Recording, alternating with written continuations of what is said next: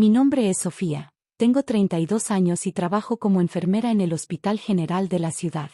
Vengo de una familia que siempre ha estado dividida por el dinero y el estatus social, especialmente desde que mi padre se volvió a casar después de que mi madre falleciera cuando yo tenía 12 años. Mi hermana mayor Victoria, de 35 años, siempre fue la favorita de mi padre y de mi madrastra Diana. Mientras yo elegí una carrera dedicada a ayudar a otros, Victoria se convirtió en una exitosa ejecutiva de marketing, algo que mi padre celebraba constantemente. Sofía, deberías aprender de tu hermana, solía decir mi padre durante las cenas familiares. Mira todo lo que ha logrado Victoria. Un penthouse en el centro, un auto de lujo, vacaciones en Europa. ¿Y tú? Sigues cambiando vendajes y limpiando heridas. Cada vez que escuchaba esos comentarios, me dolían, pero había aprendido a mantener la calma. Mi madre, antes de fallecer, me había enseñado que el verdadero valor de una persona no está en su cuenta bancaria, sino en su corazón. La tensión en nuestra familia alcanzó su punto máximo hace 3 meses, cuando mi abuela paterna, Isabel, falleció. Ella era diferente al resto de la familia. Mientras todos presumían sus logros materiales, la abuela Isabel valoraba la honestidad y la bondad. Ella era la única que me defendía en las reuniones familiares. Mi pequeña Sofía tiene un don especial, solía decir la abuela.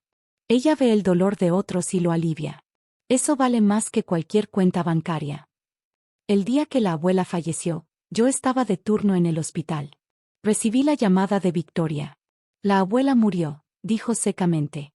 El abogado vendrá mañana para leer el testamento. Más te vale estar presente. Cuando llegué a la mansión familiar al día siguiente, el ambiente era tenso. Victoria estaba sentada junto a mi padre y Diana, todos vestidos de negro pero sin ninguna señal visible de dolor. Yo llevaba mi uniforme de enfermera porque tenía turno más tarde. Por Dios, Sofía, se quejó Diana. ¿No podías al menos vestirte apropiadamente? Vengo directo del hospital, respondí. Algunos de nosotros tenemos que trabajar. El abogado, el señor Martínez, un hombre mayor con gafas de montura dorada, comenzó a leer el testamento. Según el documento inicial, la abuela dejaba su mansión y la mayor parte de su fortuna a Victoria. Como era de esperarse, murmuró Victoria con una sonrisa de satisfacción. Yo permanecí en silencio. La abuela siempre me había dicho que el dinero no lo era todo, y aunque me dolía ver la expresión triunfante de Victoria, decidí mantener la dignidad. ¿No vas a decir nada?, me provocó Victoria. ¿No vas a pelear por tu parte? Me levanté lentamente y la miré a los ojos. Toma todo el dinero, no me importa, dije con calma. La abuela me enseñó que hay cosas más valiosas en la vida. Victoria soltó una carcajada. Siempre tan noble, hermanita. Por eso nunca llegarás a nada en la vida. Estaba a punto de salir de la habitación cuando el señor Martínez se aclaró la garganta. Disculpen, dijo, pero hay algo más. Todos nos volteamos a mirarlo. El abogado sacó un sobresellado de su maletín. La señora Isabel me dio instrucciones específicas de abrir este sobre una semana después de la lectura inicial del testamento, explicó. Me pidió que observara las reacciones de todos durante la primera lectura. Victoria se puso pálida. ¿Qué significa eso? El señor Martínez me miró directamente. Sofía, tu abuela me pidió que te entregara esto personalmente. Dijo que sabrías qué hacer con él. Tomé el sobre con manos temblorosas. Dentro había una carta escrita a mano por la abuela y un USB. Mi querida Sofía, comencé a leer en voz alta. Si estás leyendo esto, significa que el señor Martínez ha cumplido con mis instrucciones. Lo que acabas de presenciar fue una prueba, mi última lección para la familia. Victoria se levantó de golpe, su rostro contraído por la ira. ¿Qué clase de broma es esta? Por favor, continúa leyendo, pidió el señor Martínez. Mis manos temblaban mientras sostenía la carta, pero mi voz se mantuvo firme mientras seguía leyendo las últimas palabras de mi abuela, palabras que estaban a punto de cambiar todo lo que mi familia creía saber sobre la riqueza, el valor y el verdadero significado de la herencia. Parte 2. Mis manos temblaban mientras continuaba leyendo la carta de la abuela. Mi querida Sofía, siempre supe que eras diferente. Mientras otros en la familia perseguían el dinero y el estatus, tú elegiste un camino de compasión y servicio. Lo que voy a revelarte ahora cambiará todo, pero primero, necesito que conectes el USB a la computadora del señor Martínez. El abogado ya había preparado su laptop. Cuando insertamos el USB, apareció un video de la abuela, grabado 3 meses antes de su muerte. Si están viendo esto, comenzó la abuela en la pantalla, significa que mi experimento final ha terminado. Victoria, mi querida nieta, acabas de mostrar tu verdadera naturaleza al aceptar ansiosamente una herencia que no te corresponde. Victoria se levantó de su silla, furiosa. Esto es ridículo. Detengan ese video. Por favor, siéntese, ordenó el señor Martínez con firmeza. Es requisito legal ver el contenido completo. La abuela continuó. Durante años, he observado cómo el dinero ha envenenado a esta familia. Mi hijo miró directamente a mi padre. Permitiste que tu nueva esposa alejara a Sofía, mi única nieta que heredó el corazón bondadoso de su madre. Mi padre bajó la mirada, mientras Diana apretaba los puños. Lo que ninguno de ustedes sabe, prosiguió la abuela, es que mi verdadera fortuna no está en esta casa ni en las cuentas bancarias que conocen. Durante los últimos 20 años, he construido un imperio médico en silencio. Clínicas gratuitas en barrios marginales, centros de investigación, y un hospital especializado en tratamientos para niños de bajos recursos. El señor Martínez comenzó a sacar documentos de su maletín mientras el video continuaba. Todo esto, dijo la abuela, está valorado en más de $100 millones. Y todo está a nombre de una fundación que, desde este momento, será presidida por mi nieta Sofía. Victoria se puso pálida. Diana se llevó las manos a la boca. Mi padre parecía que había visto un fantasma. Pero eso no es todo, continuó la abuela con una pequeña sonrisa. La mansión y las cuentas bancarias que Victoria tanto codiciaba, eran solo el 5% de mi patrimonio real. Y según los documentos que el señor Martínez tiene en su poder, incluso eso debe ser transferido a la fundación si la heredera inicial muestra conducta impropia o falta de ética durante la lectura del testamento. El señor Martínez asintió. Tengo todo documentado. La señorita Victoria ha demostrado exactamente el tipo de comportamiento que la señora Isabel describió como descalificante. No pueden hacerme esto, gritó Victoria. Llamaré a mis abogados. Ya revisé toda la documentación, intervino el señor Martínez. Es legalmente inapelable.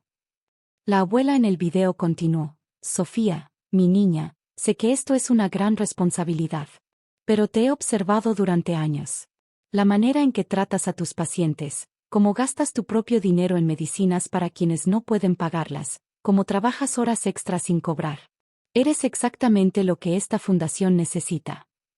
Las lágrimas corrían por mis mejillas mientras escuchaba las palabras de mi abuela. En cuanto a ti, Victoria, la voz de la abuela se volvió severa. Te dejo una última lección. El verdadero valor de una persona no está en lo que tiene, sino en lo que da. Si quieres formar parte de la fundación, tendrás que empezar desde abajo, como voluntaria, y demostrar que puedes cambiar. Victoria se derrumbó en su silla, toda su arrogancia desvanecida. Y para ti, hijo mío, la abuela miró a mi padre, te dejo la oportunidad de redimirte. Sofía necesitará ayuda para manejar la fundación.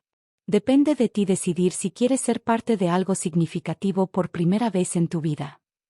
El video terminó, dejando la habitación en un silencio sepulcral. El señor Martínez comenzó a explicar los detalles legales, pero yo apenas podía escuchar. Mi mente estaba procesando todo: las clínicas, el hospital, la responsabilidad de continuar el legado de mi abuela. Esto es tu culpa, gritó Victoria repentinamente, señalándome. Siempre fuiste la favorita de la abuela. Manipulaste todo esto. Se levantó y avanzó hacia mí amenazadoramente, pero se detuvo cuando el señor Martínez habló. Señorita Victoria, le recuerdo que cualquier acto de agresión resultará en acciones legales inmediatas. Además, añadió mientras sacaba otro documento, su abuela dejó instrucciones específicas sobre cómo proceder si usted reaccionaba, exactamente como lo está haciendo ahora. Victoria palideció aún más. ¿Qué quiere decir?